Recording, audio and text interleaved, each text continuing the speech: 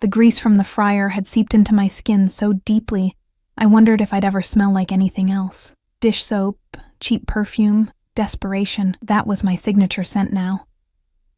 I wiped down the last table in the corner of Sal's diner, my lower back screaming in protest. 3 double shifts this week, 4 the week before. The fluorescent lights hummed overhead, casting everything in that sickly yellow glow that made even the youngest customers look half dead. "Emma, you can head out," Sal called from the kitchen, his voice rough from 40 years of cigarettes. I nodded, too tired to speak. My fingers fumbled with the apron strings, stiff and clumsy from exhaustion. The fabric had worn thin at the edges, fraying like everything else in my life. I grabbed my jacket, a threadbare thing I'd found at Goodwill, and pushed through the back door into the alley. The November air hit me like a slap. Cold. Sharp. I pulled the jacket tighter, but it did nothing against the wind that snaked between the buildings. My phone buzzed in my pocket, and I almost ignored it. Bill collectors had a way of calling at the worst times, as if they knew when you were at your lowest. But something made me look. Unknown number. International code I didn't recognize. My thumb hovered over the decline button. Then I thought about Mom's hospital bills. The second notice from the landlord. The electricity company's final warning. What if it was someone who could help? What if it was one of those medical billing services Mom had mentioned, the ones that sometimes called from overseas? I answered. "Hello?" Static crackled on the other end. Then a voice, male, accent thick, words tumbling out in a language I didn't understand. Panic threaded through each syllable. "I'm sorry. I don't—" He switched to English, broken and desperate. "Please, please, help. They coming. My boss. He is shot. Hospital. Need hospital. Address I send. Wait, what? I think you have the wrong— No." The word came out like a gunshot. "You only one answer. You must help. Please, boss die if—" The line went dead. My heart hammered against my ribs. I stared at the phone, waiting for something else. An explanation. A laugh track telling me this was some kind of prank. Instead, a text message appeared, an address. Only 10 blocks away, and a single word. Please. I should have deleted it. Should have blocked the number and walked home to my shoebox apartment where the heater barely worked and the neighbors fought until 3 a.m. Should have minded my own business like I'd learned to do in this city that chewed people up and spit them out without a second thought. But that voice, the raw fear in it, what if someone really was dying? My feet started moving before my brain caught up. I knew these streets, knew which ones to avoid after dark, where the street lights were broken, where trouble liked to gather in clusters of leather and gold chains. The address led me toward the warehouse district, where old industrial buildings squatted like sleeping giants. The cold bit through my thin jacket. My breath came out in white puffs that disappeared into the darkness. Streetlights flickered and died as I walked, as if the city itself was trying to warn me back. I shouldn't be here. Every instinct screamed it, but my feet kept moving. The address corresponded to a warehouse with broken windows and graffiti crawling up the brick walls. A black SUV sat parked at an angle near the entrance, one door hanging open. Even from a distance, I could see the shine of something wet on the pavement. Dark, spreading, blood. My stomach turned. This was insane. This was how people ended up on the news, their school photos plastered across screens with the word victim underneath. I should call the police. I should run. The phone rang again. Same number. "You there?" The voice gasped. "Please, he dying. No hospital, they find us. You help? You nurse?" "No, I'm just a waitress. You know first aid?" I thought about the mandatory training Sal had made us do last year. How to stop bleeding. CPR basics. How to use an EpiPen. A little, but... Come, please. Top floor. We pay you. Anything. Please. The line died again. I stood there, phone clutched in my shaking hand, every rational thought telling me to leave, but underneath the fear, something else stirred, curiosity, and maybe, buried deeper, a desperate hope that helping someone, anyone, might somehow balance out the cosmic scales that had been tipped against me for so long. I pushed through the warehouse door. The smell hit me first, rust and decay, mixed with something sharper, copper. More blood. My shoes crunched on broken glass as I moved through the ground floor, following the sound of voices echoing from somewhere above. Russian, maybe, or something Eastern European. The words bounced off concrete walls, urgent and clipped. Stairs materialized in the darkness. Metal, steep. Each step groaned under my weight, announcing my presence like an alarm. My hand gripped the railing, the metal so cold it burned. At the top, light spilled from a doorway. Yellow. Warm. Wrong in this cold, dead place. I stepped through. 3 men turned to look at me. The first thing I noticed was the guns. Not tucked away or hidden, just there, casually displayed like jewelry. The second thing I noticed was the blood. It was everywhere, pooled on the floor, smeared on hands, soaking through expensive fabric, and in the center of it all, slumped against the wall, was him. Even dying, he looked like he'd been carved from marble, sharp jaw shadowed with stubble. Dark hair falling across his forehead, damp with sweat. His shirt, white, or what used to be white, was torn open, revealing a chest that rose and fell in shallow, labored breaths. The bullet wound in his side leaked steadily, each pulse sending fresh blood down his ribs. But it was his eyes that stopped me cold.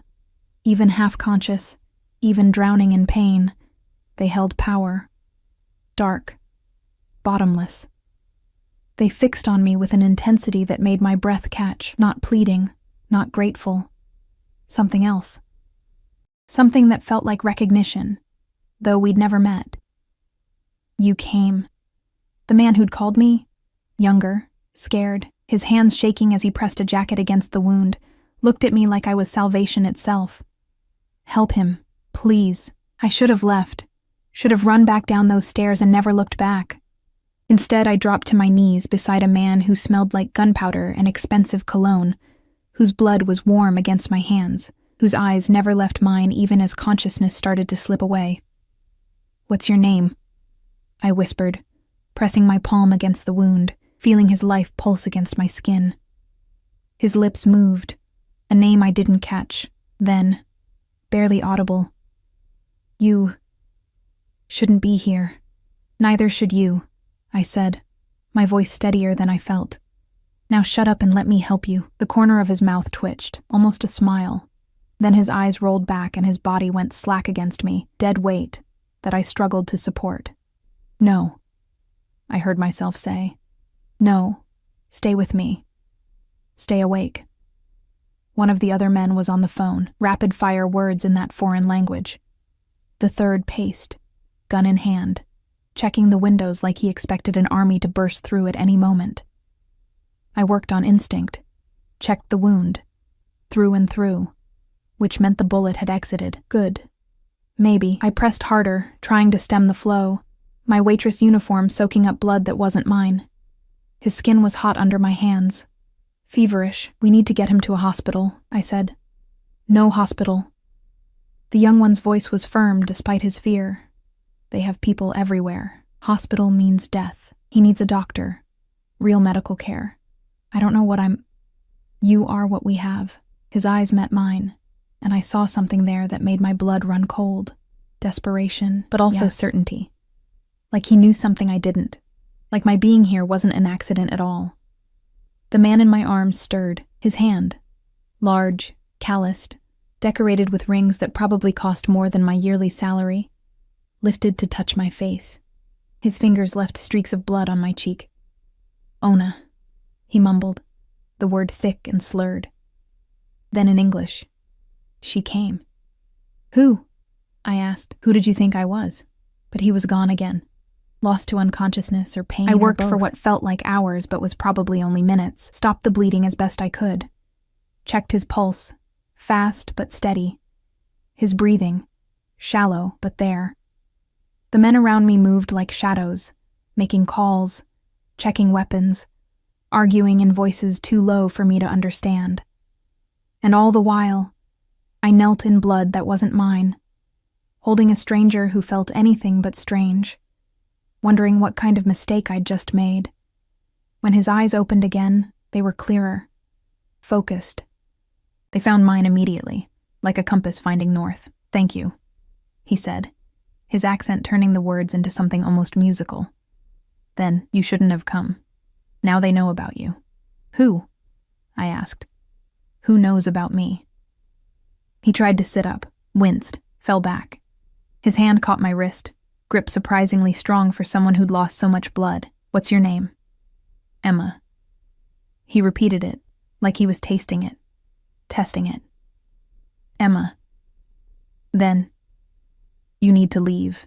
Now." Before, the crash of glass exploding somewhere below cut him off. Shouts, gunfire, the sharp crack of bullets finding wood, metal, flesh. The three men moved as one, weapons raised, bodies positioned between us and the door. But I could see it in their faces. They were outgunned, outnumbered.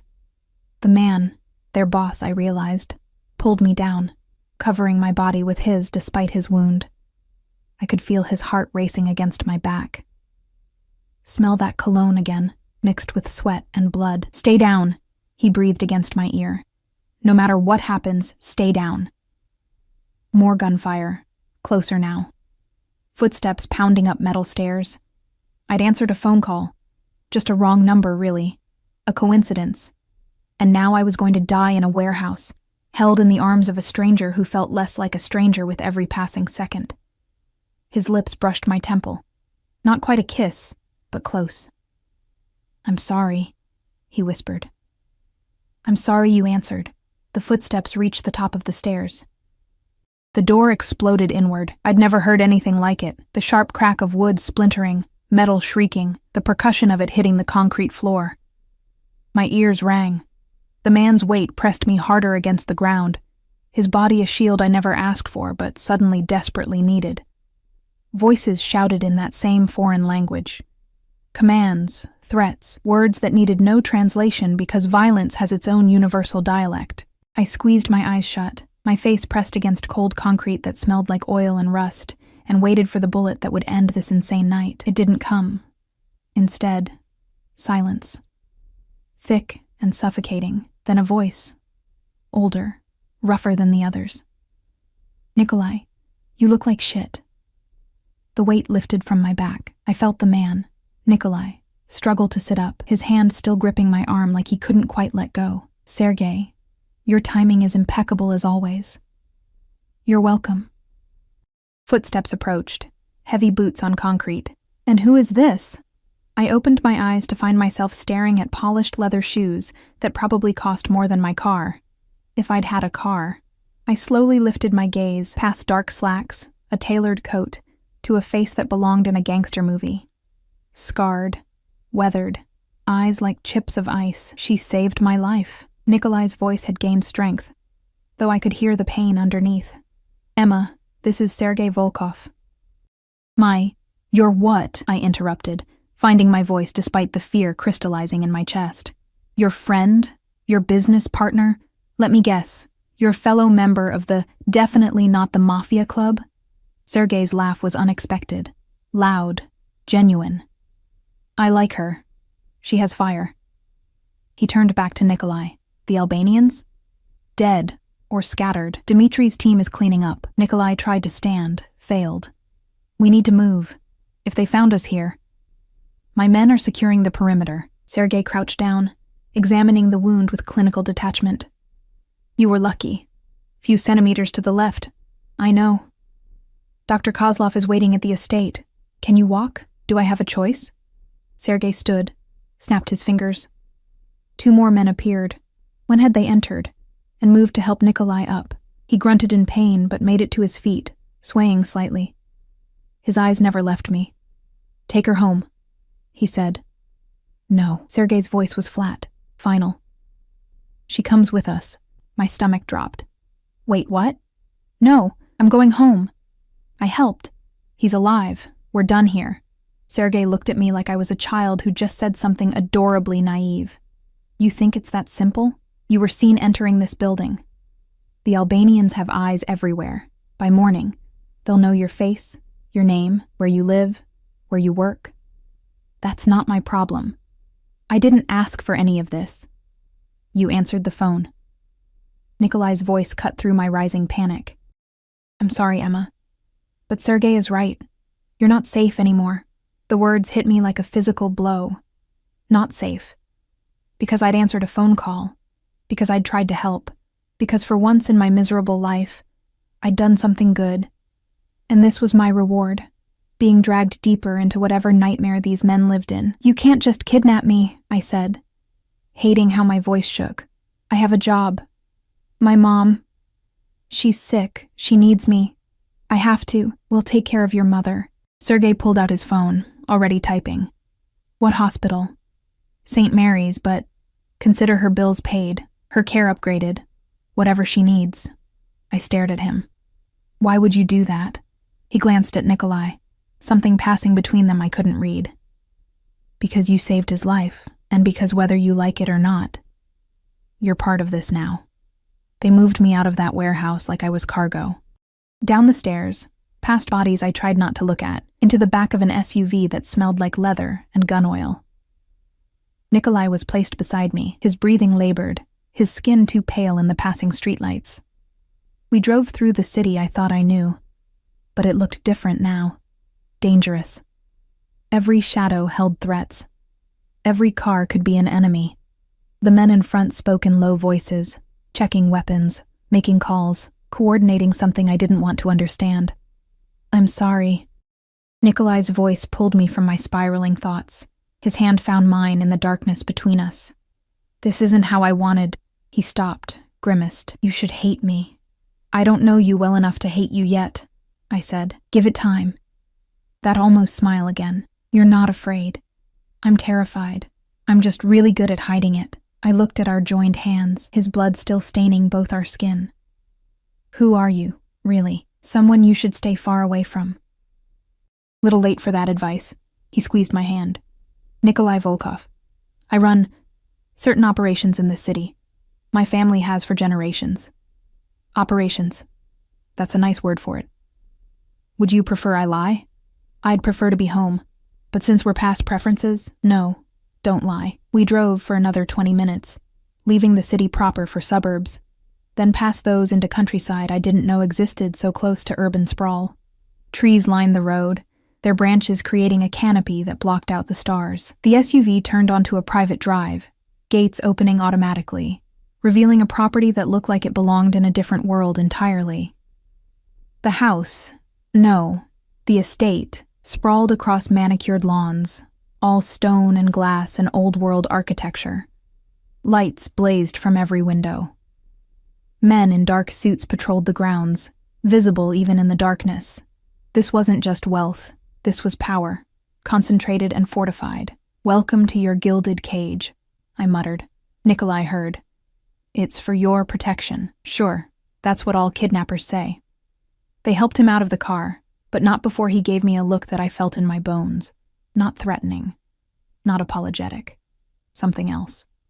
Something that made my traitorous heart skip, despite everything screaming that I should be planning my escape.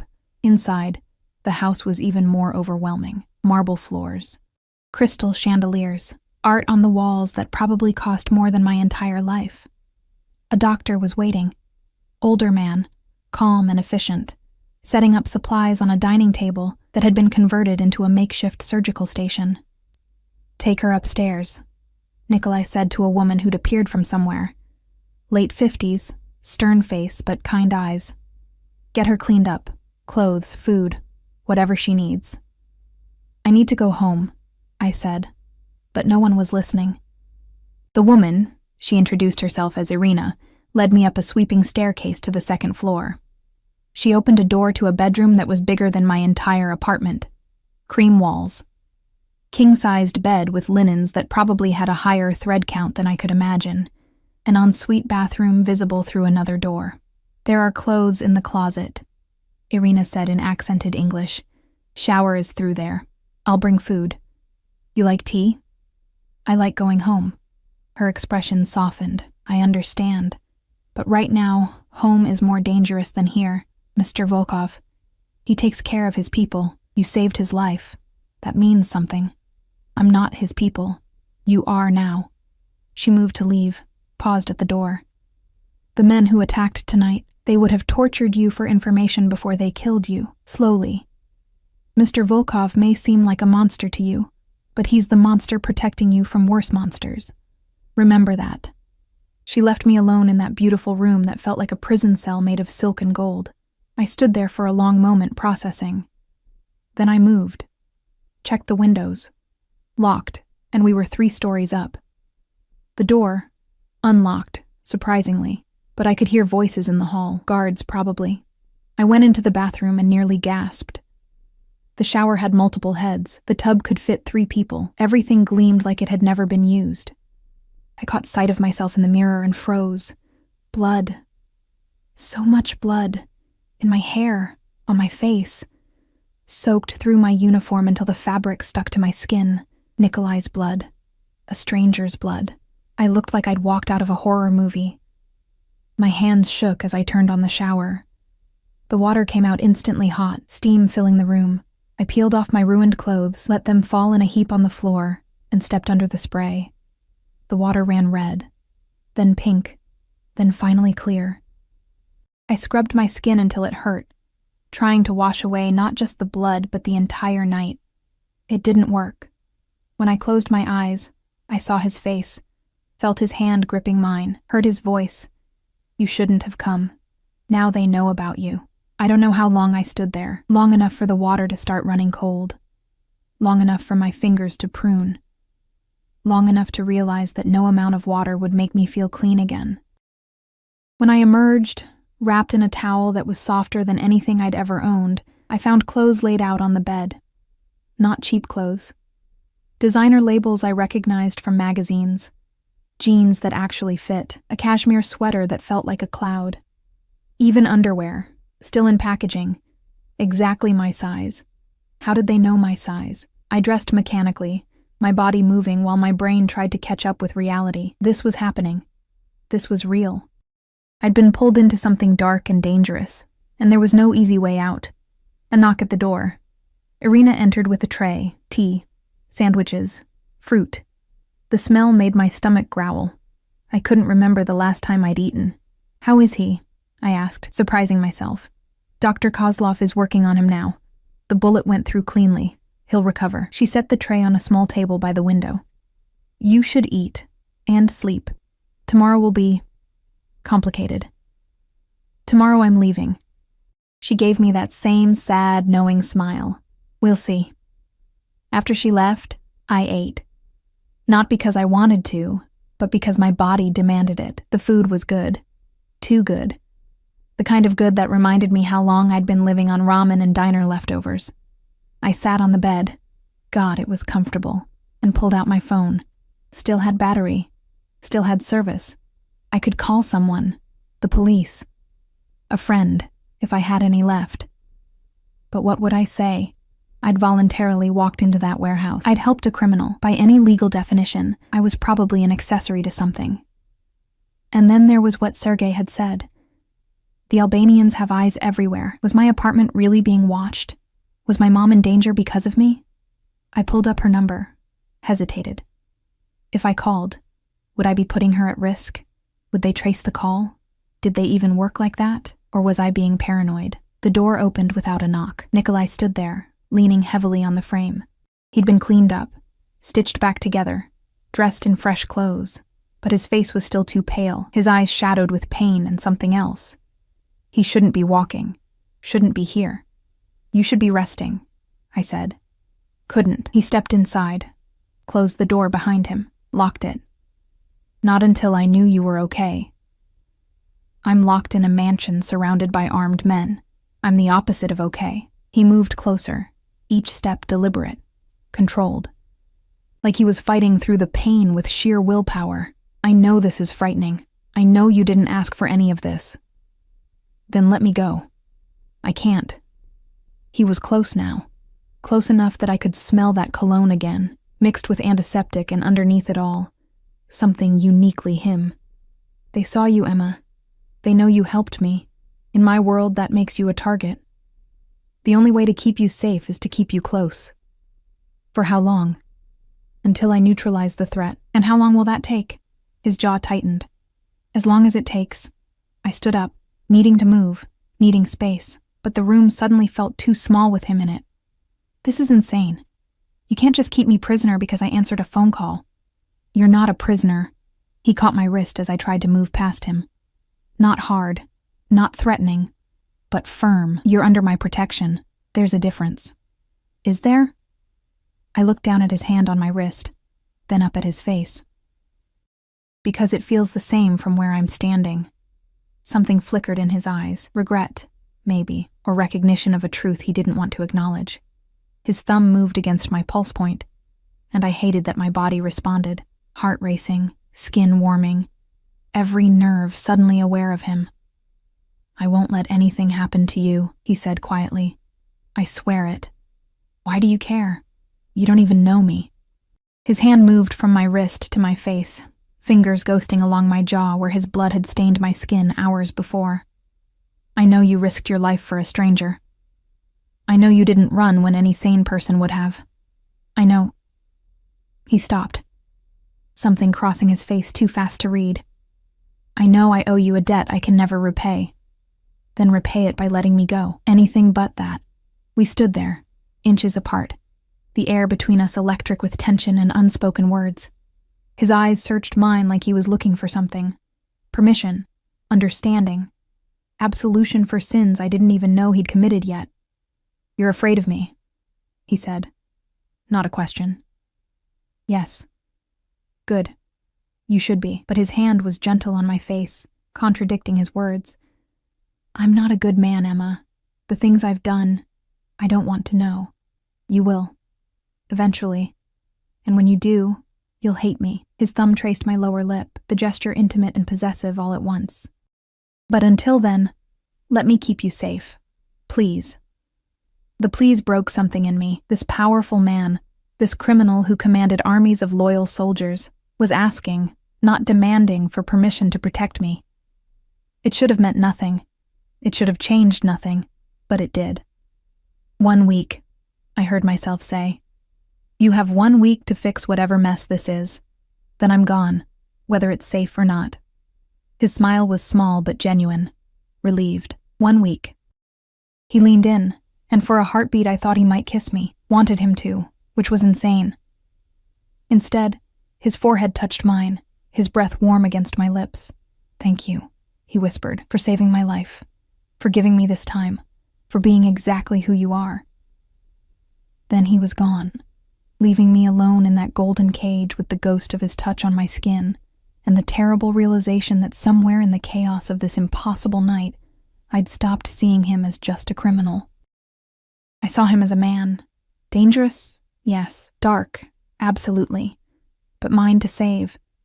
Mine to protect. Mine. And that thought terrified me more than anything else. Morning came too fast and too bright.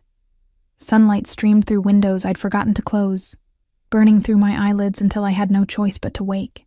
For a blissful moment, I thought it had all been a nightmare. The phone call. The warehouse. The blood. Then I opened my eyes to silk sheets and a room that cost more than I'd earn in a lifetime, and reality crashed down like a wave.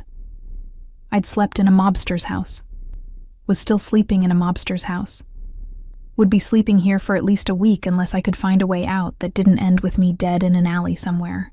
A soft knock preceded Irina entering with a breakfast tray. The smell of fresh coffee and pastries made my stomach growl despite my anxiety. Good morning, she said, setting the tray on the bedside table.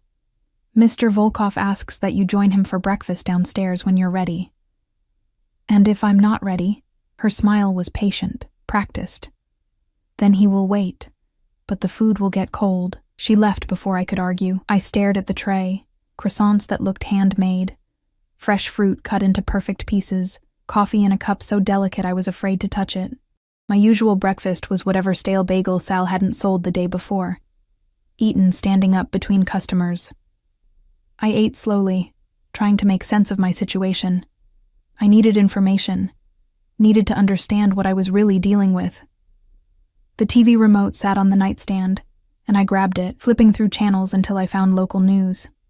Shooting in the warehouse district last night left 3 men dead and 2 others critically injured. Police are investigating what they believe to be gang-related violence. Authorities are asking anyone with information to... 3 dead. My hands shook around the coffee cup. 3 people had died last night, and I'd been there. I'd been part of it, whether I wanted to be or not. I turned off the TV and forced myself to get dressed. The closet held more clothes than I'd seen outside a department store. All in my size, all expensive, all carefully chosen. Someone had put thought into this. Had known I was coming before I even knew myself. That realization chilled me more than the violence. I chose jeans and a simple black sweater, refusing to wear anything too expensive or beautiful. This wasn't my life. These weren't my clothes. I was a waitress from the wrong side of town, and no amount of designer fabric would change that. The house was even more intimidating in daylight. I found my way downstairs following the sound of voices, passing rooms filled with art and antiques. Hallways lined with photographs of men in expensive suits shaking hands with people I half recognized. Politicians, business leaders, people who definitely shouldn't be shaking hands with the Russian Mafia. But here was the proof, framed and hung like trophies. The dining room was massive. The table could seat 20 easily, but only 2 places were set. One at the head, where Nikolai sat reading a tablet, and one to his right. He looked up when I entered, and something softened in his expression. "You slept well?" he asked. "No." I sat down because standing felt like giving him power. I dreamed about blood and bullets and making the worst decision of my life. The honest answer. I appreciate that. He set down the tablet. In daylight, I could see the toll last night had taken. Dark circles under his eyes. A tightness around his mouth that spoke of pain he was trying to hide. He should still be in bed. Coffee? I already had some. American coffee or real coffee? Despite everything, my mouth twitched. Is there a difference? He poured from a silver carafe, the smell rich and dark. Try it. I took the cup he offered, our fingers brushing. That electricity again, crackling between us like a live wire. I sipped to cover my reaction, and... Okay, fine. It was the best coffee I'd ever tasted. You were right, I admitted. There's a difference. I'm usually right about most things. He leaned back, studying me with those dark eyes that saw too much. You're angry with me. Observant. You have every right to be, but anger won't change the situation. Neither will expensive coffee and designer clothes. I set down the cup harder than necessary. I want to see my mother. His expression shifted, became careful. That's not possible right now. Why not? Because the moment you leave this property, you become a target, and anyone you visit becomes collateral damage. He pulled out his phone, typed something, then turned it to show me. But I had my people check on her this morning. The screen showed a photograph, Mom in her hospital bed, sleeping peacefully. The room was different than before, bigger, brighter, flowers on the windowsill, new equipment blinking and beeping. I moved her to a private suite, Nikolai said. The best doctors, 24-hour nursing care, security posted outside her door, though they're dressed as hospital staff. My throat tightened. You can't just... I already did. He pulled the phone back. Your mother has stage 3 lung cancer. She's been in and out of St. Mary's for 6 months. The prognosis isn't good with standard treatment, but I've arranged for Dr. Chen from Boston General to consult. He's one of the best oncologists in the country. I stared at him, emotions warring in my chest. Gratitude, anger, confusion. How do you know all that? I know everything about you, Emma Reyes. 24 years old, mother sick, father died when you were 12. You dropped out of community college to work full-time when her diagnosis came. 3 jobs at one point, now down to 2 since you got the waitressing position at Sal's. He paused. You're drowning in debt, medical bills, student loans you can't pay. Your landlord is threatening eviction. Your electricity was shut off twice last month. Each fact felt like a slap. You had me investigated. I had you protected. There's a difference. You keep saying that. Protected. Like it makes this okay. Like knowing every detail of my pathetic life is somehow for my own good. He stood. moved around the table until he was close. Too close. Your life isn't pathetic. You're surviving impossible circumstances with grace and strength most people couldn't muster. You work yourself to exhaustion to save someone you love. That's not pathetic, Emma. That's heroic. Stop. The word came out broken. Stop trying to make this something it's not. You're a criminal. You had people killed last night. You're keeping me here against my will. Don't pretend this is anything other than what it is. And what is it? Kidnapping. Imprisonment. I don't know. Human trafficking? His jaw tightened. I would never. He stopped, took a breath. You're free to walk out that door right now. I won't stop you. I looked at him, searching for the lie. Found only certainty. Really? Really. But the moment you step outside these gates, you're on your own. No protection, no security. And the men who tried to kill me last night, they'll come for you. They'll use you to get to me, and they won't be gentle about it. You're saying I'm only safe as long as I stay. I'm saying the world outside these walls is more dangerous than the one inside them. At least here, I can keep you alive. What kind of choice is that? The only one I can give you. He moved back to his seat, and I could see the pain in the careful way he lowered himself. I know this isn't fair. I know you deserve better than to be dragged into my world. But fair doesn't matter when you're dead. Silence fell between us, heavy and complicated. Outside the window, I could see guards patrolling. Inside, I could hear the tick of an antique clock and my own heartbeat thundering in my ears. How long? I finally asked. How long until it's really safe? The Albanians won't give up easily. They've been trying to move into my territory for months. Last night was their biggest play yet, and I survived. That makes me, and anyone associated with me, a priority target. He met my eyes. Honestly, it could be weeks, maybe longer. You said 1 week. I said what you needed to hear to keep you from doing something reckless. No apology in his voice, just truth. I won't lie to you again, Emma. Not about this. You're in danger as long as this war continues. The only way to end it is to end them. End them, I repeated. You mean kill them? I mean eliminate the threat, however necessary.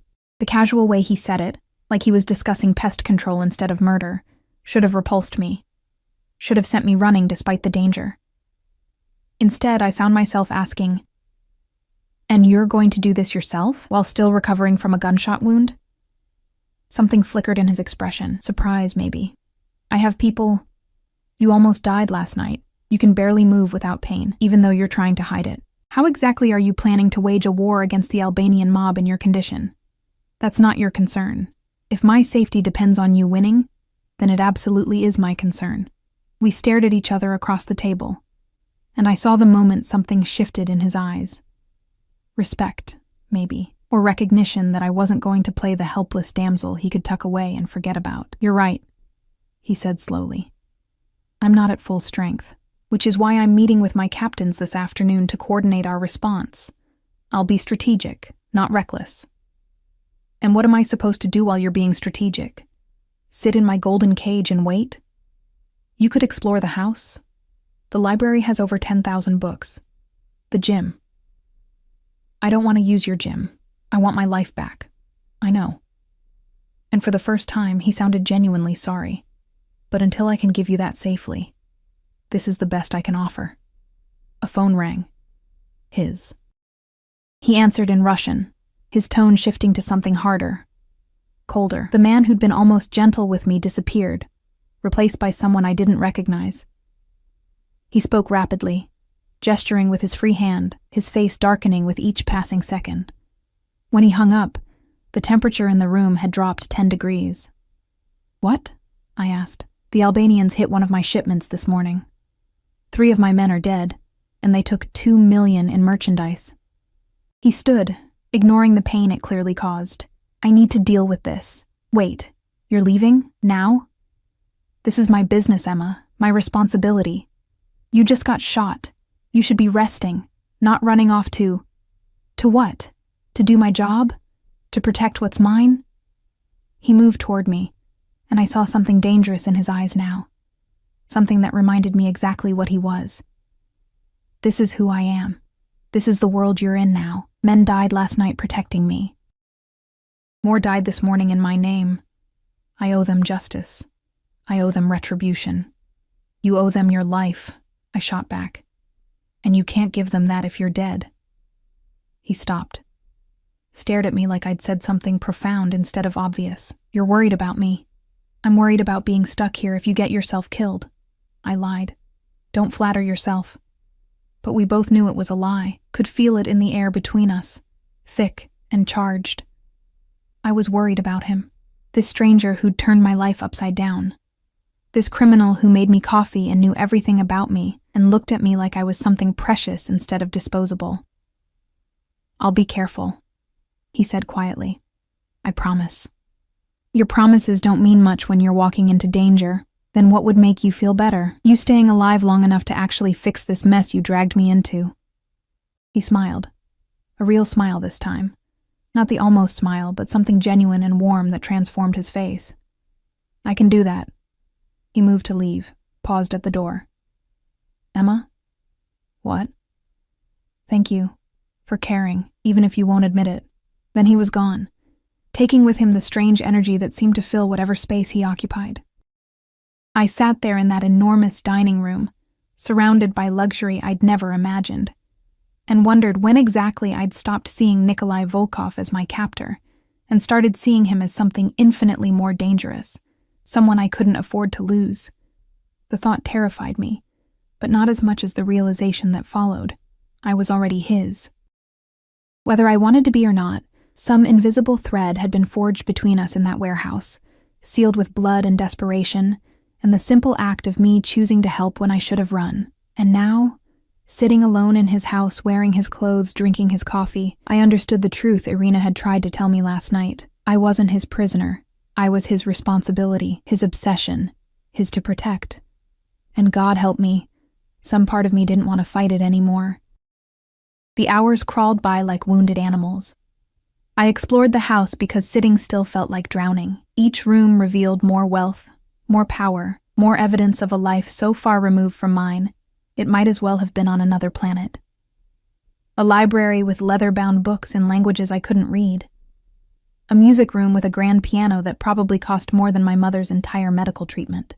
An art gallery. An actual gallery, with paintings I recognized from art history classes I'd taken in my single year of college. This wasn't just money.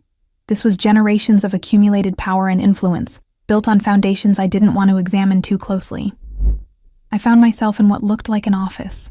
Dark wood, heavy furniture, a massive desk with a laptop closed on top. The walls were lined with photographs, Nikolai shaking hands with men in expensive suits, standing beside luxury cars, attending galas in tuxedos that made him look like he belonged in a different century. Old-world elegance mixed with new-world danger, but it was the smaller photos that caught my attention. Tucked between the formal ones were personal shots. A younger Nikolai with an older man who had the same dark eyes, the same sharp jawline. His father, probably. Both of them standing in front of this very house. The older man's hand on Nikolai's shoulder, in a gesture that looked more like ownership than affection. Another photo showed a woman, beautiful, blonde, smiling at the camera with the kind of confidence that came from never knowing struggle. She wore a ring on her left hand, and she was standing close to Nikolai, but not touching. Something about the image felt staged. Performative. That's Katerina. Irina's voice made me jump. She stood in the doorway, a dust cloth in her hands like she'd been cleaning, but I suspected she'd been sent to check on me. They were engaged. Were? She died 2 years ago. Car accident. Irina moved into the room, started dusting surfaces that already looked spotless. Mr. Volkov was different after, harder, more focused on business, less on anything else.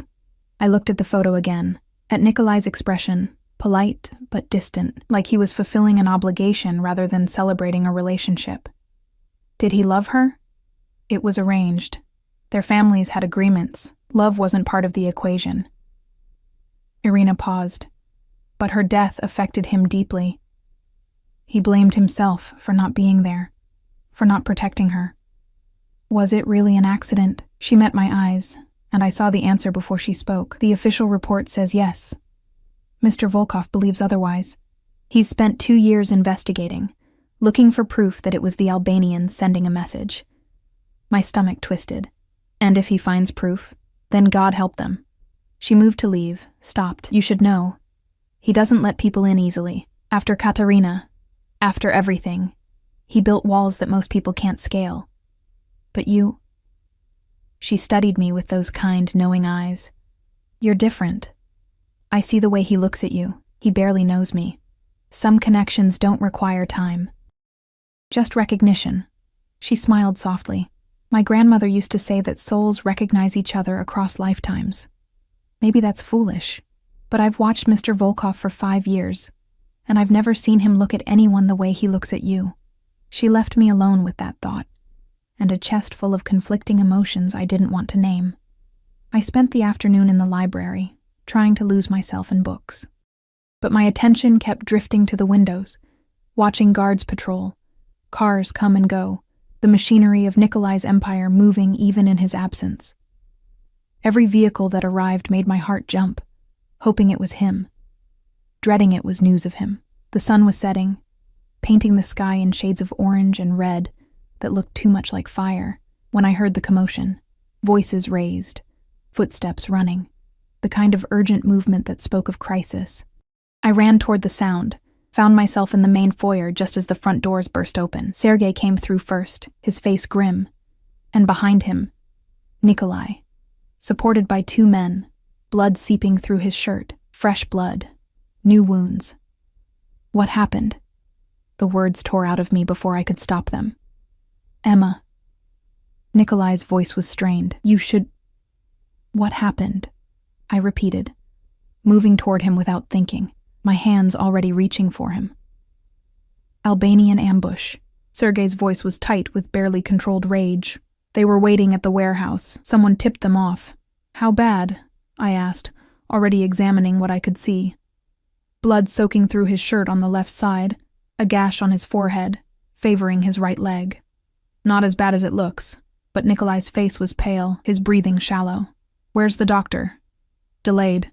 There was an incident. Sergei's phone rang, cutting him off. He answered, his expression darkening further with whatever he heard. Fuck. The doctor's clinic was raided, police everywhere.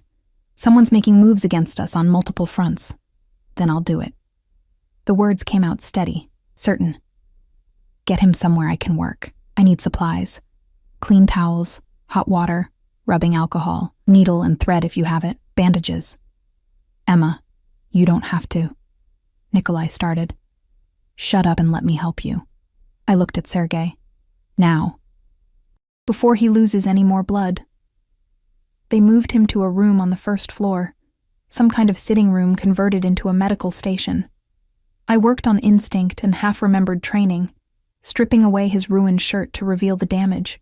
A bullet grazed along his ribs, deep but not life-threatening. The head wound was superficial, already clotting. The leg, twisted ankle, maybe sprained. My hands moved with confidence I didn't feel, cleaning wounds, applying pressure, stitching skin with the kind of precision that came from pure adrenaline and stubborn determination not to let him bleed out on my watch. Again. You're good at this, Nikolai said through gritted teeth as I worked on his ribs. Don't get shot so often and I won't have to be.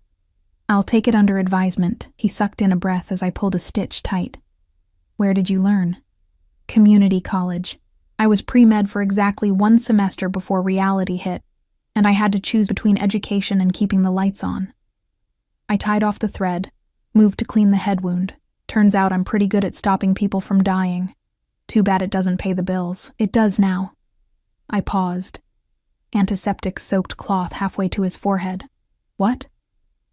You work for me now. Consider this your new position.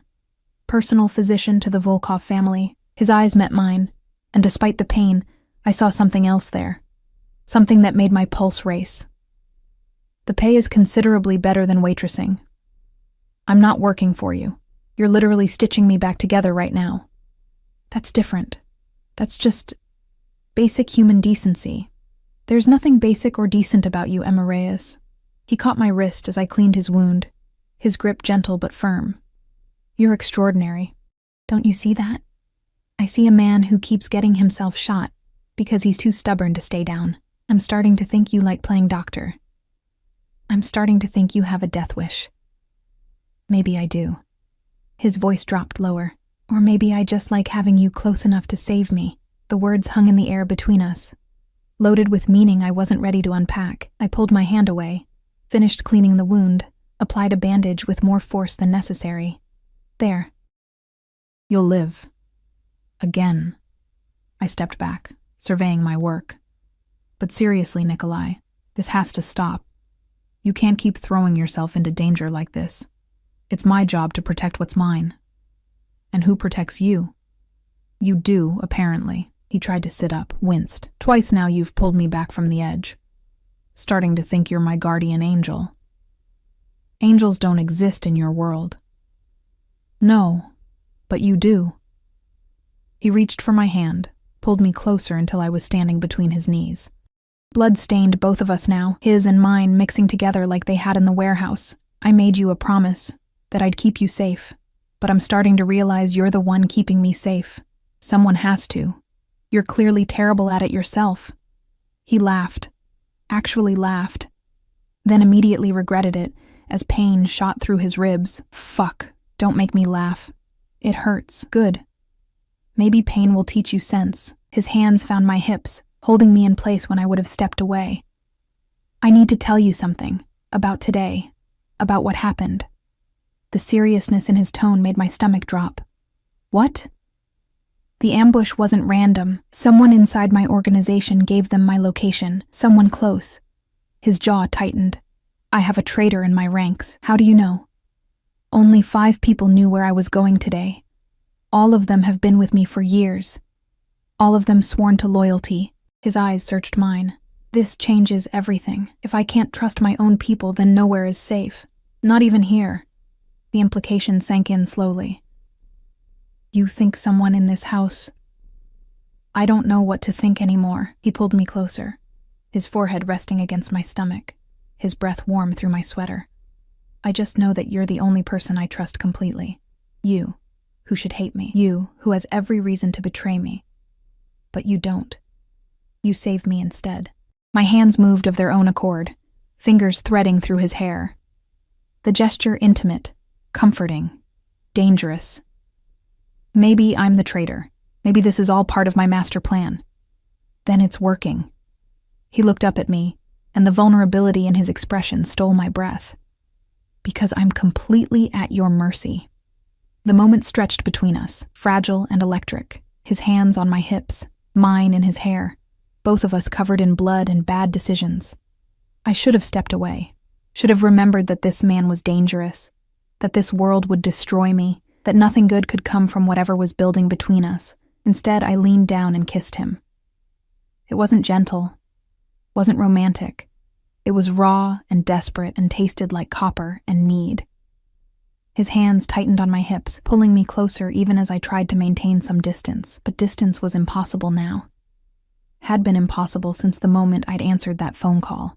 When we broke apart, both breathing hard, his eyes were dark with something that went beyond desire. "Emma," he breathed. "If you do that again, I won't be able to let you go. Maybe I don't want you to let me go. You don't know what you're saying." I know exactly what I'm saying. I traced his jawline with my fingertips, felt him shudder under my touch. "I know this is insane. I know you're dangerous. I know I should be running as far and fast as I can, but I'm not. I'm here. And I'm not leaving. Even knowing what I am, especially knowing what you are." I kissed him again, softer this time. "Because I see who you are under all the blood and violence. I see the man who protected me with his own body, who's taking care of my mother, who looks at me like I'm something precious instead of disposable. That man, I'm not afraid of him." "You should be," he whispered against my lips, "because that man will never let you go. Will never stop wanting you. Will burn down the world to keep you safe. Then burn it." I pulled back enough to meet his eyes. "I'm tired of being afraid, tired of playing it safe. For once in my life, I want something that's mine. And right now, What I want is you. Something broke in his expression, the last wall crumbling. He stood despite his injuries, his hands framing my face like I was made of glass. Then you have me, he said. Every dark, damaged piece of me. But Emma, once you're mine, that's it. There's no going back, no escape. I don't know how to love anything without consuming it. Then consume me. The words came out as a challenge. A surrender, both. He kissed me like he was drowning and I was air. Like I was the only thing keeping him tethered to something resembling humanity. His hands were in my hair, on my back, everywhere and nowhere near enough. I pressed closer, careful of his wounds but desperate for contact, for connection, for proof that this insane feeling building between us was real. A cough from the doorway broke us apart. Sergei stood there, his expression carefully neutral, but I caught the flash of surprise before he masked it. Sorry to interrupt, he said, not sounding sorry at all. But we have a situation. Nikolai's arms stayed around me, protective and possessive. What kind of situation? The kind that requires your immediate attention. We found the leak. The temperature in the room dropped. Nikolai's expression shifted back to the cold, dangerous man I'd seen glimpses of. Who? Dmitri. The name meant nothing to me, but I felt Nikolai's entire body tense. Dmitri? Are you certain? Phone records, bank transfers. He's been feeding information to the Albanians for 6 months, including your location this afternoon. Sergei's face was granite. He's in the holding room, waiting for you. Nikolai's jaw tightened. When he spoke, his voice was ice. Good. I'll deal with him personally. No. The word came out before I could stop it. Both men turned to look at me. You're injured. You need to rest. This can't wait. Nikolai's tone brooked no argument. Betrayal demands immediate response, or others will think weakness. Then let Sergei handle it. This is my responsibility, my family, my justice to deliver. I understood what he was really saying, what he was about to go do. My stomach turned, but I forced myself to meet his eyes. Then I'm coming with you. Absolutely not. You want me to understand your world, to be part of it? Then show me, all of it, even the parts that make me uncomfortable. Emma, I'm not a child, and I'm not some delicate flower that needs to be protected from reality. If this is your life, if this is the world you're asking me to choose, then I need to see it. I held his gaze. All of it. He studied me for a long moment, something warring behind his eyes. Then slowly he nodded. Okay. But Emma, once you see this, you can't unsee it. This is the line. Cross it with me and there's no going back to who you were before. I know. And I did. Could feel it in my bones. The point of no return rushing toward us like a train. I'm ready. But as I followed Nikolai and Sergei through the house toward whatever waited in that holding room, I wondered if anyone was ever really ready to watch the man they were falling for become a monster. The holding room was in the basement, a detail that should have warned me but didn't. We descended concrete stairs into shadows that smelled like earth and something metallic I didn't want to identify. Each step felt like walking deeper into a world I couldn't come back from. Nikolai moved ahead of me, his injuries forgotten in the cold focus that had overtaken him. This was a different man than the one who'd kissed me upstairs. This was the monster everyone feared. And I'd asked to see him. The room itself was stark, concrete walls, a single chair bolted to the floor. And in that chair, zip-tied and bleeding from a split lip, sat a man I recognized from the photographs upstairs, one of Nikolai's captains, Dmitri. Younger than I expected, maybe early 30s, with the kind of face that probably charmed people easily. Right now, that face was twisted with fear. Nikolai. His voice cracked. Let me explain. Explain? Nikolai's voice was soft, deadly. Explain how you sold me out to the Albanians? How you gave them my locations, my shipments, my movements? How 3 of my men died this morning because of information you provided? They had my sister. They said they'd kill her if I didn't, so you chose her life over mine, over your brother's, over the family that took you in when you had nothing. Nikolai circled the chair slowly, a predator assessing prey. How long, Dmitri? How long have you been betraying us? 6 months. But I swear I only gave them small things at first. Routes, schedules, nothing that would what? Get me killed? Nikolai stopped in front of him. Last night I almost died. Today I almost died again. Because of you. I'm sorry. God, Nikolai, I'm so sorry. But they have Anya, my little sister. She's only 19. She doesn't know anything about this life, and they said, "Where is she?" I heard myself ask. Both men turned to look at me like they'd forgotten I was there. Who the fuck is she? Dimitri's eyes darted between us. Answer her question. Nikolai's tone made it clear this wasn't optional. I don't know. They move her every few days. Different locations. They send me photos to prove she's alive, but his voice broke. I didn't know what else to do. I moved closer, studying his face. Fear, yes, but underneath it, genuine anguish. The kind of desperation I recognized because I'd felt it every time I looked at my mother's hospital bills. Do you have the photos? He nodded toward his pocket. Sergei retrieved a phone, unlocked it, handed it to me. I scrolled through images of a young woman, dark hair, Dimitri's eyes, in what looked like a basement apartment. Each photo was dated, the most recent from this morning. She's in the city, I said, studying the backgrounds. I can see a bus route sign through the window in this one. Route 43. That only runs through the industrial district. Nikolai moved beside me, looking at the screen. Something flickered in his expression. Calculation.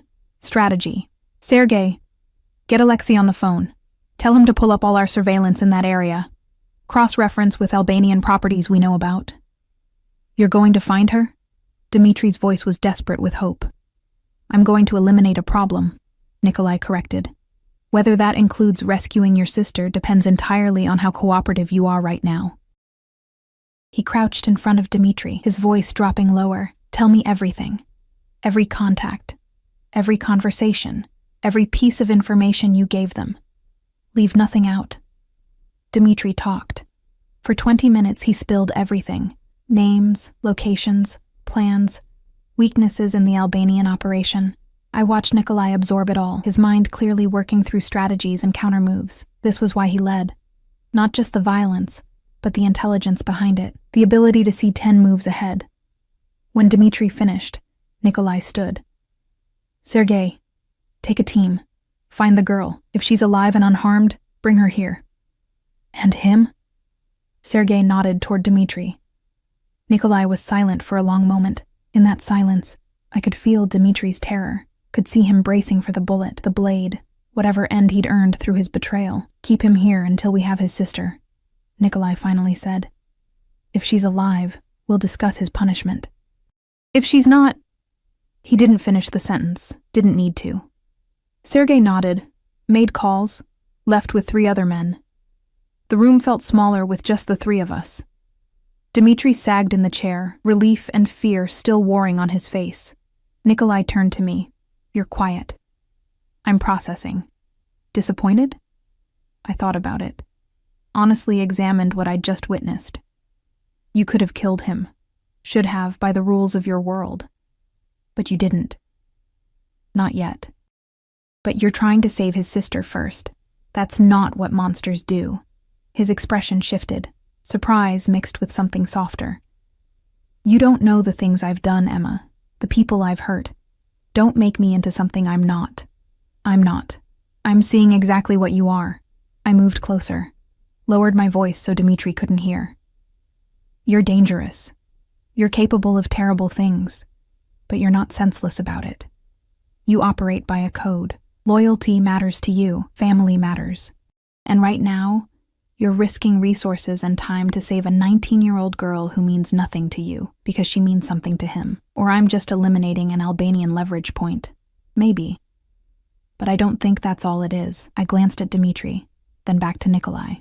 What will you do with him? After. That depends on several factors. If his sister is alive and we rescue her, then he lives. But he can never be part of my organization again. Trust, once broken, can't be rebuilt. I'll give him money, new identities for both of them, and send them far away. And if she's dead, his jaw tightened, then he made his choice for nothing and he'll pay the price, quick and clean. I'm not cruel without cause. Somehow, That answer was both comforting and horrifying. We left Dimitri in that basement room, guarded by 2 men, and returned upstairs. The house felt different now, heavier. Or maybe I was different, changed by what I'd seen, by the choice I'd made to witness it. Nikolai led me to his study, the same one where I'd found the photographs earlier. He poured 2 glasses of whiskey from a crystal decanter, handed me one. I took it, grateful for something to do with my hands. "You're handling this remarkably well," he observed. "Am I? Because I feel like I'm standing on the edge of a cliff, and I'm not sure if I'm about to fall or fly." "Both, probably." He sipped his whiskey, studying me over the rim. "This is your last chance, Emma. Walk away now and I'll let you. I'll make sure you're protected, that your mother is cared for. You can go back to your life.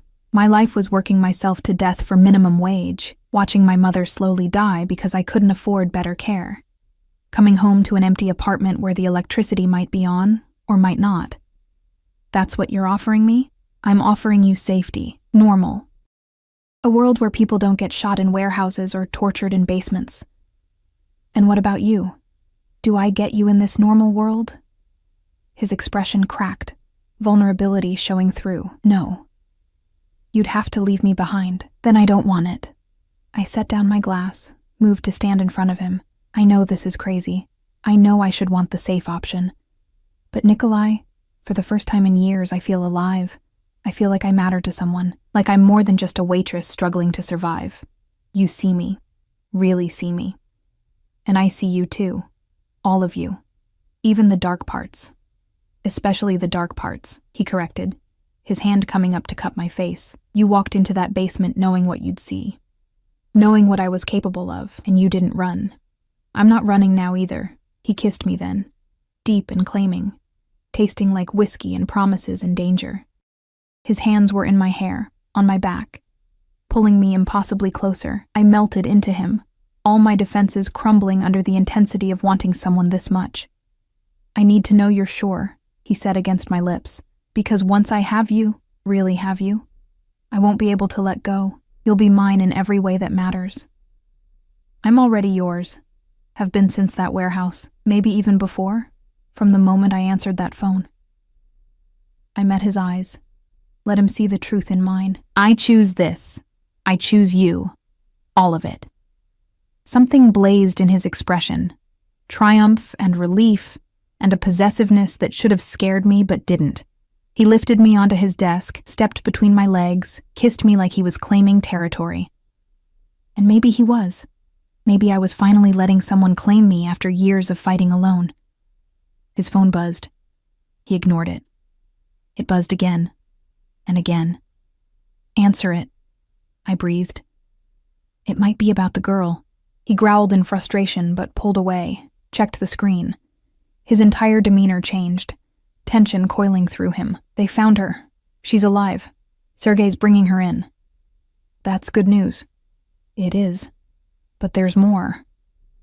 He scrolled through messages, his jaw tightening. The Albanians weren't just holding her for leverage. They were using her location as bait. They expected Dimitri to tell us where she was. They're waiting in ambush. My stomach dropped. Sergei knows. He's being careful. But this means they're getting desperate. Willing to sacrifice one of their leverage points just for a chance at my men. He looked at me, conflict clear on his face. "I need to coordinate the extraction. Make sure my people get out safely. Then go. I'll be here. I don't want to leave you. I'm not going anywhere." I slid off the desk, straightened my clothes. "Go do what you need to do. Save that girl. Keep your people safe. I'll still be here when you're done." He pulled me close one more time, kissed my forehead. "I'm going to end this war, Emma. Whatever it takes. And then we figure out what this is, what we are." I smiled, trying for confidence I didn't quite feel. "Together." He left, phone already to his ear, barking orders in Russian. I stood alone in his study, surrounded by the evidence of his life, his power, his world. A world I was choosing to become part of. The next few hours passed in agonizing slowness. I paced, read books without absorbing words, stared out windows at grounds I couldn't leave. Irina brought food I couldn't eat. Every sound made me jump, expecting news, hoping for good, fearing worse. It was past midnight when they returned. I heard the commotion, ran to the foyer. Sergei entered first, supporting a thin, terrified girl who could only be Anya. Behind them, Nikolai, blood on his shirt again. But not his this time, I hoped. More men. All of them grim-faced but alive. "Is everyone—" I started. "Too injured, but they'll live," Nikolai said. "The girl is unharmed." Anya was crying, shaking, clearly traumatized. I moved to her instinctively, the same impulse that had made me answer that phone call pushing me forward. Hey, you're safe now. It's okay." She looked at me with eyes too old for 19. "My brother is alive. He's here. You'll see him soon." I guided her toward Irina, who'd appeared with blankets and tea. "Let's get you cleaned up first, okay? Then we'll take you to him." She nodded mutely. Let Irina lead her away. I turned back to Nikolai, saw him watching me with an expression I couldn't read. "What?" "You're a natural caretaker, even with strangers, even in chaos." He moved closer, seemingly oblivious to the blood and dirt covering him. "How did I get this lucky? To have you answer that call, to have you save me, to have you choose this. Maybe it wasn't luck. Maybe it was fate. I don't believe in fate. Neither did I. Until you."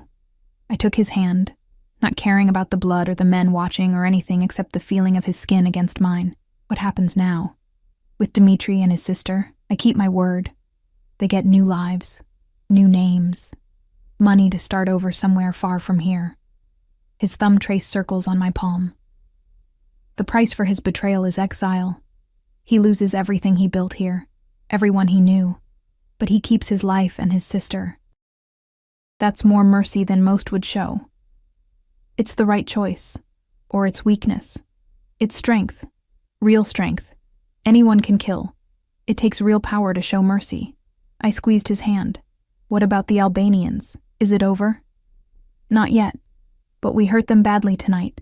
Took out one of their major operations, rescued their leverage. They'll regroup, but they're wounded, and wounded animals make mistakes." His eyes met mine, dark and determined. "I'm going to end this, Emma, soon. And then you and I will figure out what comes next." "I already know what comes next." "Oh, we live, we fight, we figure out how to build something real in the middle of all this chaos." I pulled him closer, rose on my toes to kiss him. We choose each other. Every day. Even when it's hard. Especially when it's hard. You make it sound simple. It is simple. Not easy, but simple. I rested my forehead against his. "I love you, Nikolai Volkov. I didn't plan to. Didn't want to. And I'm not going anywhere." The words hung between us, raw and true. His arms came around me, holding me like I might disappear if he let go. "I love you too," he whispered against my hair. "I've loved you since you knelt in blood to save a stranger, since you looked at me with fire in your eyes instead of fear, since you chose to stay when any rational person would run." He pulled back just enough to see my face. "You're mine now. Completely. Forever. Forever is a long time." Not long enough. The weeks that followed were a blur of violence and planning, of Nikolai methodically dismantling the Albanian operation piece by piece. I stayed by his side through it all, not in the field, but in the planning rooms, the strategy sessions, the late-night debriefs, learning his world, understanding the chess game of organized crime. My mother's health improved with the better care. I visited her under guard, watched her color return, her strength build. She asked questions about how I could suddenly afford all this, and I told her partial truths. Met someone, he's helping us. It's complicated. She was too grateful to push too hard. 3 months after that first phone call, Nikolai eliminated the last Albanian stronghold in the city. The war was over. His territory was secure. And I was still there, still choosing him, still building something that looked suspiciously like a life. He found me in the library one evening, reading by the fire. The same place I'd spent so many hours those first terrifying days. "I have something for you," he said, sitting beside me. I closed the book, turned to face him.